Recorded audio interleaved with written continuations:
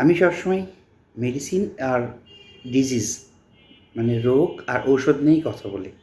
আর psychological কাউন্সেলিংয়ের কিছু কথা বলি। মাঝে মাঝে আমাদের পেশেন্টের সাইকোলজিক্যাল কাউন্সেলিং করতে হয়। তো আমরা যারা কাউন্সেলিং করি অবশ্যই আমাদের কাউন্সেলিং করার আগে নিজেদের ওই জায়গাগুলো ঠিক করতে হয়। কেন জানেন? আমি অ্যাজ এ মুসলিম এটা জেনে এসেছি।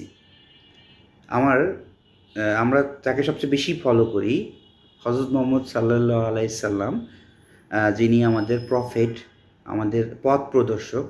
ওনার কাছে এক বুড়ি তার নাতনিকে নিয়ে গিয়েছিল মিষ্টি খায় বলে। এই গল্পটা হয়তো আমরা সবাই জানি।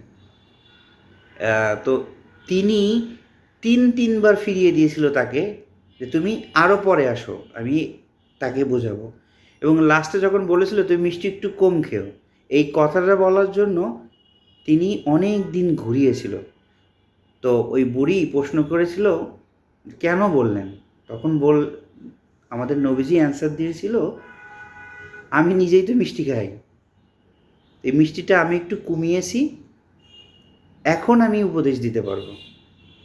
তো যারা আমরা কাউন্সিলার, সাইকিয়াট্রিস্ট, ডক্টর, যখন আমরা কিছু বলতে চাই সেই জিনিসগুলো নিজেরাও একটু ফলো করা উচিত আমার মনে হয়। তাহলে অনেক ধরনের কথা থেকে আমরা নিজেদেরকে বাঁচাতে পারবো। ধন্যবাদ।